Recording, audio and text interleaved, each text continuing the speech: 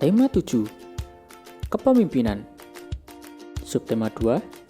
Pemimpin idolaku. Pembelajaran 4. Sudin akan mengikuti lomba pidato.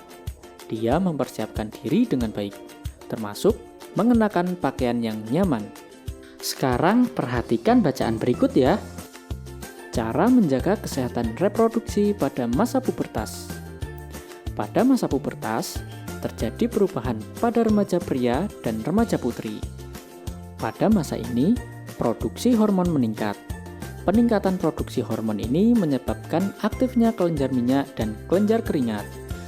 Aktifnya kedua kelenjar ini dapat mengakibatkan jerawat dan tubuh berbau kurang sedap. Kebersihan dan kesehatan tubuh harus selalu dijaga, termasuk kebersihan dan kesehatan alat reproduksi. Berikut cara-cara menjaga kebersihan dan kesehatan alat reproduksi. 1. Biasakan mengenakan pakaian dalam dari katun. Katun bersifat menyerap keringat sehingga kita terhindar dari kelembapan. Kelembapan pada lipatan kulit dapat menyebabkan tumbuhnya jamur kulit.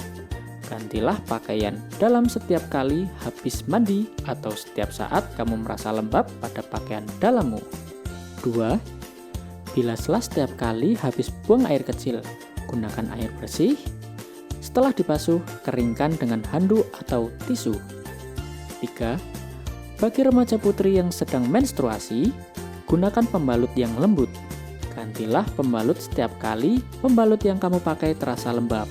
Gantilah minimal 4 kali sehari. Pada pembelajaran sebelumnya, diceritakan bahwa Sudin akan mengikuti lomba pidato.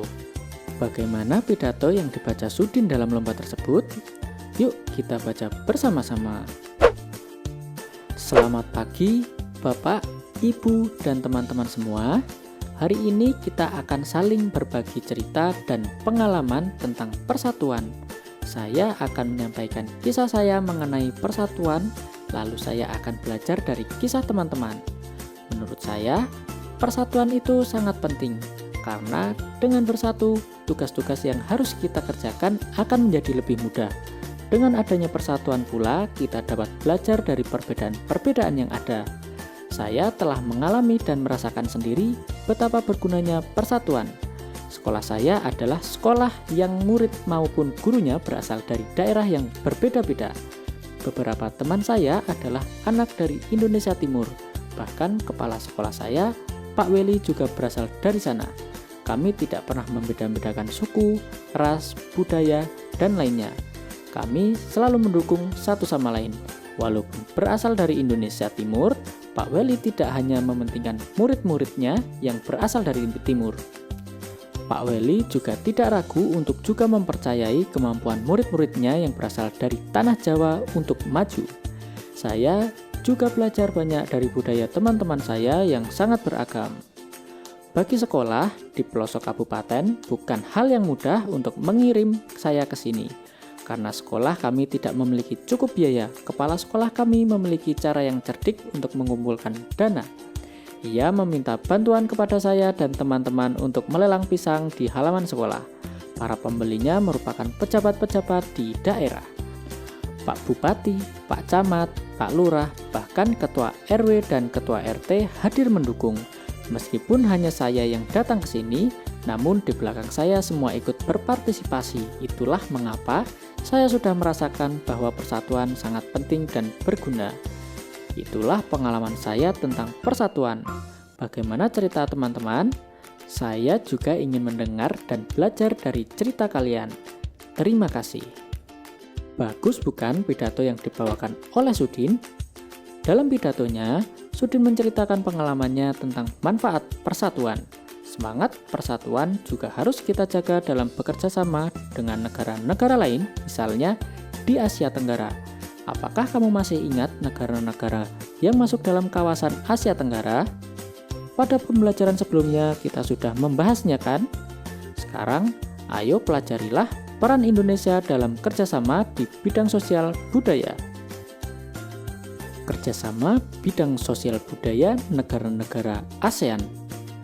Kerjasama dalam bidang budaya negara-negara ASEAN ditandai dengan pembentukan komunitas sosial budaya negara-negara ASEAN atau ASEAN Social Cultural Community atau disingkat ASCC. Komunitas ini memiliki 4 bagian utama sebagai berikut. 1. Mengelola dampak-dampak sosial dari integrasi ekonomi. 2. Membentuk masyarakat yang lebih peduli dan berbagi untuk mengatasi isu-isu kemiskinan, keadilan, dan pengembangan sumber daya manusia. 3. Meningkatkan perlindungan lingkungan. 4. Memperkuat dasar-dasar bagi ikatan sosial kawasan. Kerjasama nyata dalam bidang sosial budaya negara-negara ASEAN antara lain sebagai berikut. 1. Pertukaran kunjungan antar seniman ASEAN. 2. Festival lagu dan lomba menyanyi negara-negara ASEAN. 3. Kerjasama promosi pariwisata. 4. Kerjasama budaya serumpun Melayu. 5. Pertukaran berita dan penyiaran informasi mengenai ASEAN melalui televisi dan radio. 6. Penyelenggaraan SEA Games dilakukan setiap 2 tahun sekali. Berikut ini adalah informasi penyelenggaraan SEA Games pertama dan 5 penyelenggaraan terakhir. Nah, dari pembelajaran ini, apakah anak-anak sudah paham dengan materi yang disampaikan? Jika mengalami kesulitan, kamu dapat menanyakan kepada orang tuamu. Tetap semangat dan rajin belajar ya!